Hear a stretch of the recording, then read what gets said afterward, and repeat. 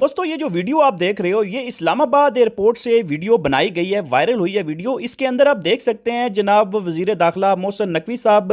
एक बंदे को जिसने वर्क परमिट हासिल किया है सऊदीया का, जिसका वीज़ा ड्राइवर का है, और वो बंदा अपना वीज़ा लेके पासपोर्ट लेके पेपर लेके एयरपोर्ट पे पहुंचा है फ्लाई करने के लिए। लेकिन वहां पे मोहसिन नकवी साहब खड़े थे, उन्होंने उस बंदे को रोका और रोक के सवाल जवाब करना शुरू कर दिए। उन सवालों के अंदर मोहसिन नकवी साहब वहां से पूछते हैं कि भाई आप ड्राइविंग का वीज़ा लेके जा रहे हो, तो क्या आपके पास ड्राइविंग लाइसेंस मौजूद है? उसने कहा कि मेरे पास से ड्राइविंग लाइसेंस मौजूद नहीं है, मैं सिर्फ वीज़ा मुझे कंपनी ने दे दिया है, सऊदीया ने दे दिया है, तो मैं फ्लाई कर सकता हूं, मेरे पास इजाज़त है, मुझे लाइसेंस की ज़रूरत नहीं है। लेकिन मोहसिन नकवी साहब ने कहा कि भाई आपके पास पाकिस्तान का लाइसेंस नहीं है, तो आप कैसे वहां पे जाके ड्राइव कर सकते हैं, कैसे वहां पे अपना काम कर सकते हैं? तो इसने कहा कि भाई मुझे इन लाइसेंस की जो पाकिस्तान का है उसकी ज़रूरत नहीं है, तो कैसे मैं लाइसेंस लेके ये सारी रिक्वायरमेंट पूरी करूं?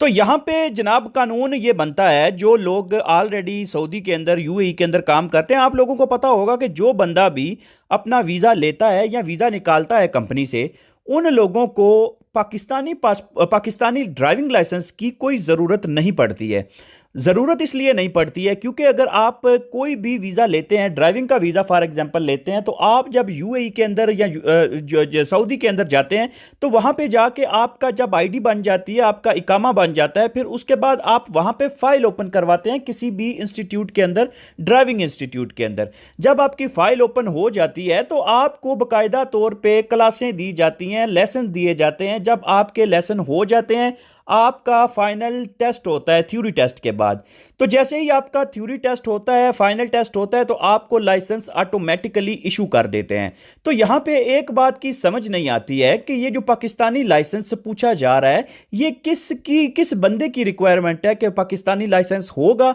तो फिर वो कंपनी आपको वहां पे हायर करेगी या वो कंपनी आपको वहां पे अपनी जॉब देगी। लेकिन इसके अंदर एक और चीज भी आ रही है, क्योंकि आपको पता है कि मोहसिन नकवी साहब जो एयरपोर्ट पे बड़ा एक्टिव है और बड़ा ये चेक कर रहे हैं वहां पे। तो कुछ लोग क्या करते हैं कि इस तरह के वीज़ा लेके, कोई ट्रांसपोर्ट का वीज़ा लेके या कुछ ऐसे वैसे वीज़े लेके वहाँ चले जाते हैं सऊदी के अंदर या यूएई के अंदर चले जाते हैं। फिर वहाँ से क्या करते हैं, वो वीज़े, आपको पता है पाकिस्तानी अपनी कंपनियाँ होती हैं उनकी, तो वो वीज़े निकाल के दे देते हैं, तो वो इतनी कुछ चेकिंग करते नहीं हैं। तो ये फिर वहाँ पे जाके वहाँ से दूसरे मुल्कों के लिए वीज़े अप्लाई करते हैं, जैसे तुर्की के लिए या किसी यूरोप कंट्री के लिए अप्लाई करते हैं, पोलैंड के लिए कर दिया, तो जिसको डंकी लगाना कहते हैं। तो ये फिर वहां पे जाके उनकी फाइल शाइल तैयार करते हैं, उनकी बैंक स्टेटमेंट बनवाते हैं, बैंक अकाउंट ओपन करवाते हैं, और इनकी प्रॉपर फाइल तैयार करके एजेंटों के थ्रू फिर इन लोगों को दूसरे मुल्कों में डंकी लगवाई जाती है। इस चीज को रोकने के लिए ये पूरा ऑपरेशन किया गया और पूरे तमाम लोगों के क्वाइफ और ये सारी चीजें चेक की जा रही हैं।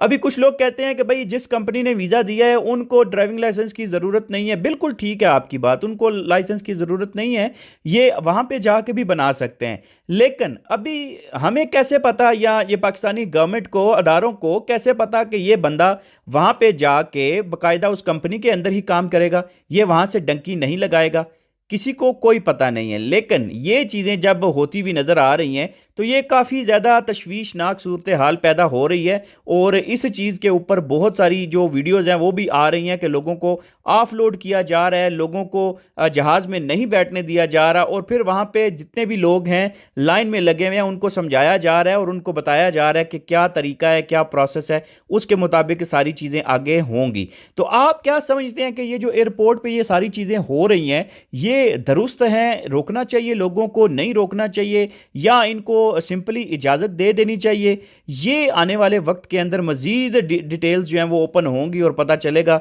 लेकिन ये जो लोगों को वहाँ से ऑफलोड किया जा रहा है, इस वजह से बहुत सारे लोग परेशान हैं, और बहुत सारे लोगों के लिए मसला ये बना है कि उन्होंने तो अपने 8-8, 10-10 हज़ार दिरहम, 13-13 हज़ार दिरहम के वीज़े ले लिए, अभी उन लोगों के क्या पैसे गवर्नमेंट ऑफ पाकिस्तान वापस करेगी, या इन लोगों को जब ऑफलोड किया जा रहा है तो इनकी कंपनसेशन कुछ हो रही है, नहीं हो रही, या वो जो एजेंट हैं जिन्होंने पैसे लिए हैं क्या वो लोग वापस कर रहे हैं पैसे, ये अभी तक सामने कोई खबर सामने आई नहीं है। और इस बेचारे गरीब का तो 13,000 दिरहम का नुकसान हो गया, 7-8 लाख रुपए का नुकसान हो गया, जो कि इसकी आप कह लीजिए कि इसने प्रॉपर डॉक्यूमेंटेशन नहीं की थी, या इसने अपने चीज़ें चीज़ें कंप्लीट नहीं की थी। लेकिन ये गवर्नमेंट